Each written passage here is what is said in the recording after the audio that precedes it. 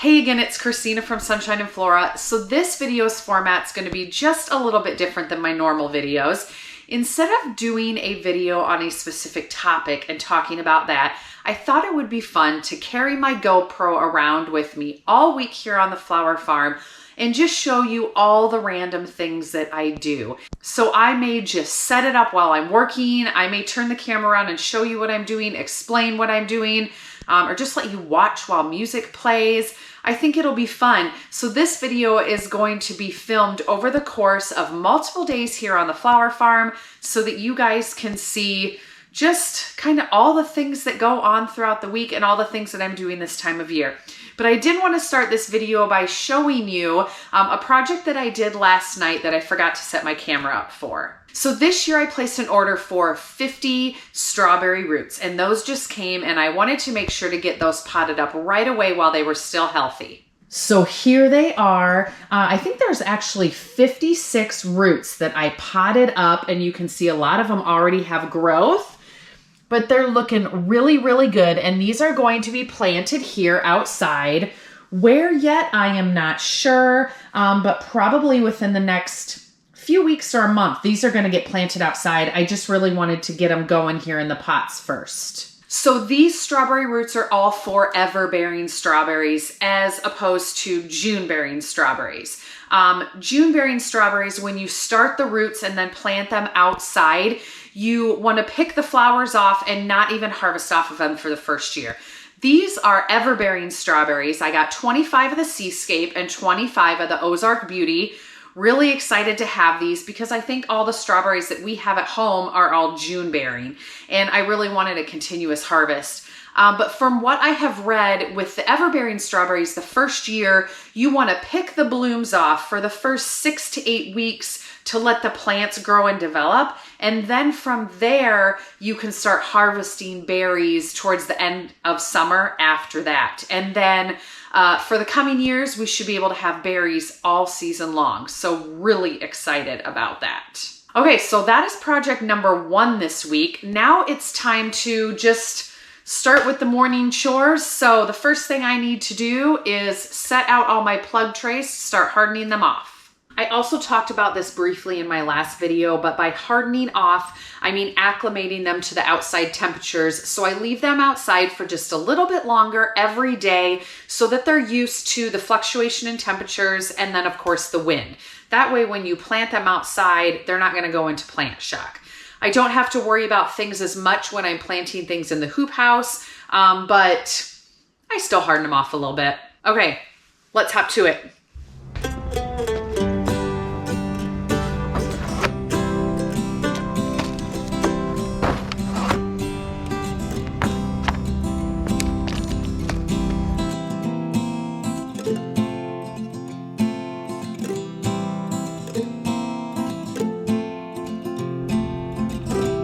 So I wanted to show you the anemones that I planted in these catalytic tanks. These did not fit in the hoop house, but I really wanted to utilize them. So I planted them outside in these catalytic tanks. You can see they're doing really good, and I think they should thrive in this location.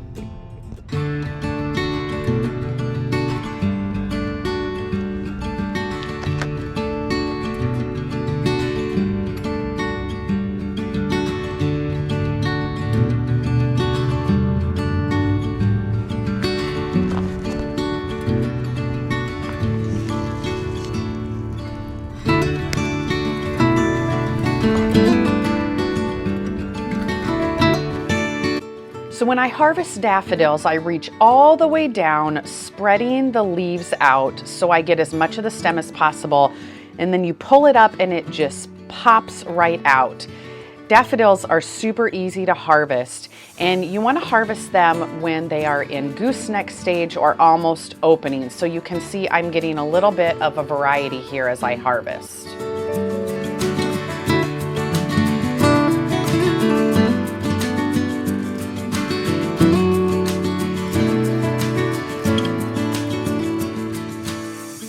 So here's what I mean by gooseneck stage. So the outer casing has broken off. They're bent over just like a gooseneck. This means they're ready to harvest.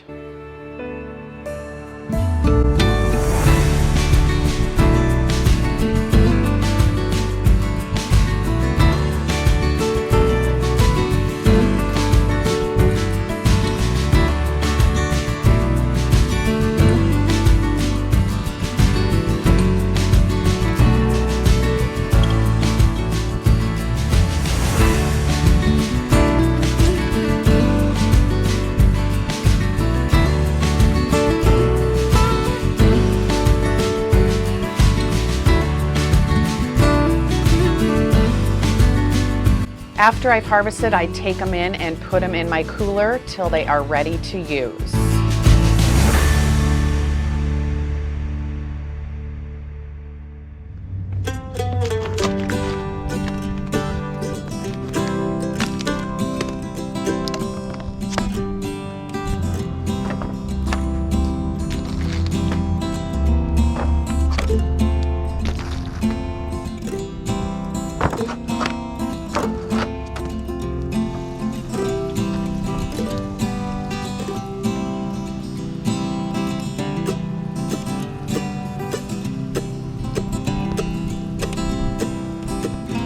All right, so I'm out in the hoop house now. I've got about a half an hour before I have to get back into the studio for an appointment, but I wanted to come out here and just see how many plugs I can get planted really quickly. So if you've been watching my videos, you know that I have this area on the east side of the hoop house that I fall planted with plugs last year. And this dianthus is looking absolutely amazing. In fact, oh my goodness, the first bloom stalk is shooting up. I also have a bunch of this nigella that has self-seeded itself, which is great, but I need to do some thinning.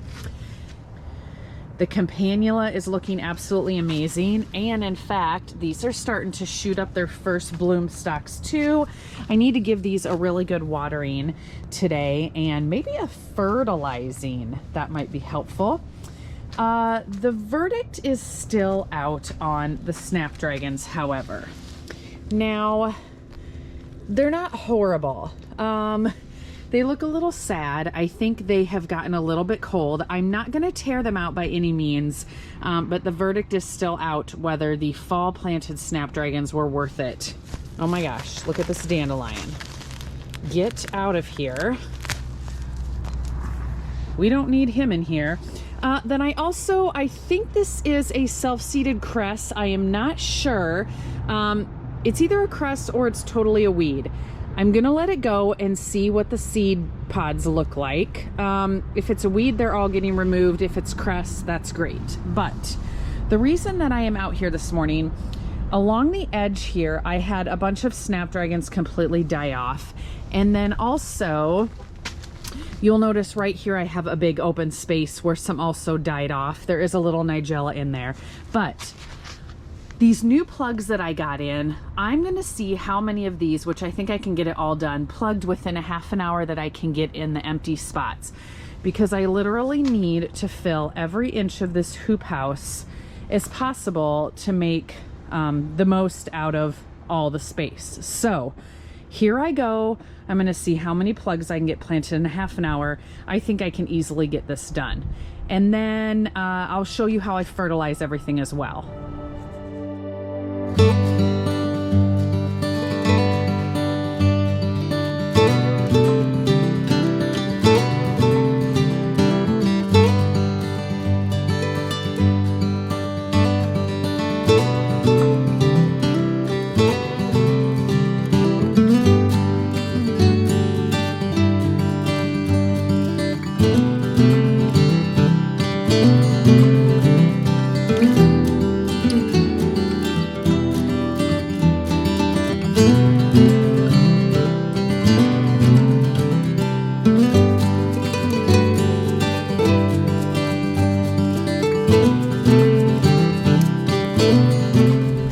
Okay, so I got all the empty spaces filled in. They look so good. I ended up using a whole half a tray of snapdragons. So they start all the way there. There's a few random ones I plugged in here and they go all the way along the edge and then fill in this nice open spot. Oh my goodness, that looks so much better. And as you saw, I already watered them in. I did not fertilize them because I'm gonna wait till I fertilize everything. So kind of changed my mind. You may or may not see that in this video, but I use the Neptune's fish emulsion. So I think the other half of the snapdragon tray I'm gonna save in case I plant it on the other side of the hoop house or outside. To be determined on that, but on to the next garden task. So I'm down in the basement and I need to do a little bit of watering for the day. All my husband's vegetables are looking really good. These are all peppers. And then I've got a bunch of peppers and tomatoes too. plus all of the cut flower seedlings are looking so good. So now I just need to do some watering and check to make sure nothing is completely dried out like this one. Oh my gosh, this tray got a little bit fried. I hope it makes a comeback, to be determined.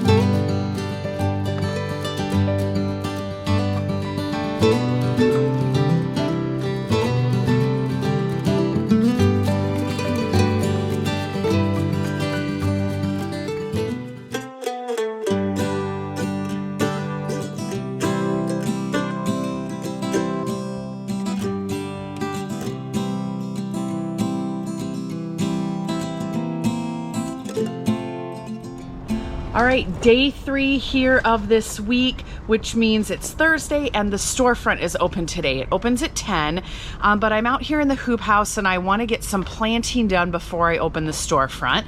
But first, let me show you how the snapdragons did overnight, and then I want to show you what I'm planting this morning. So the snapdragons I planted yesterday are looking beautiful. I did cover them with frost cloth last night just because it was their first night in the hoop house. I don't think they needed it, but they're looking amazing. This morning, the goal before I open the storefront is to get this entire tray of stock planted.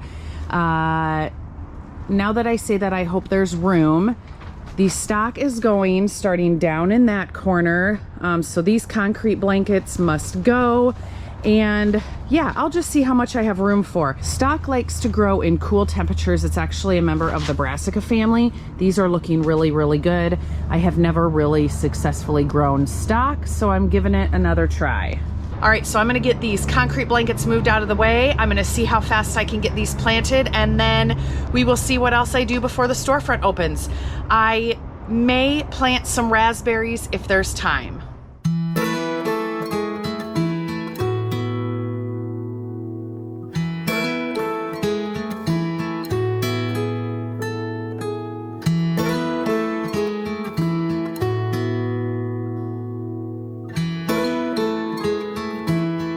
Okay, so here's my planting method in case you haven't figured it out.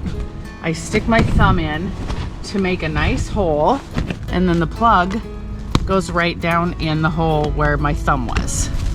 And then I just fill a little dirt around the plug, and that literally is how fast it is.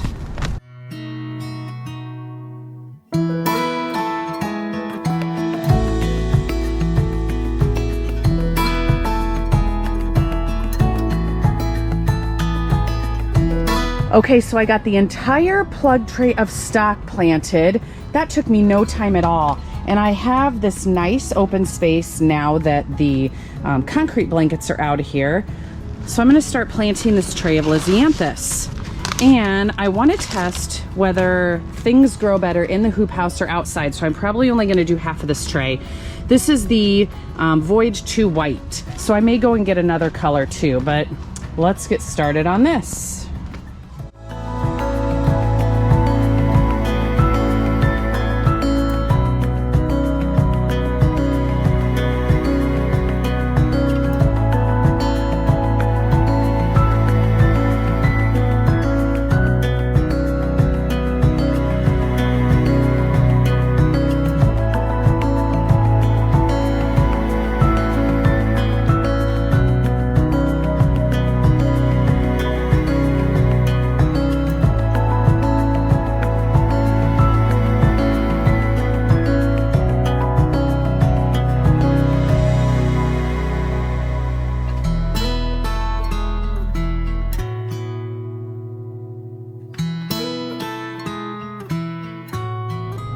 Okay, you guys, I am so muddy. I think I did that in record time. The hoop house is officially planted, minus this corner that's right behind me where I'm going to put some hoop house, tomatoes, and peppers. But let me show you this last row. All right, so I ended up plugging in Potomac Ivory and Potomac Lavender Snapdragons. Then I have that little patch of, boy, you can't talk today, patch of Lysianthus, the Voyage to White, and then all the stock at the end. And then Ranunculus in the middle, and then Campanula, Snapdragons, and Dianthus back in the corner. The hoop house is full and ready to bloom. So it's almost 10 o'clock. I've got to clean up and open the shop, so I'm not going to get the raspberries done today, but you will probably see that when this video continues on day 4.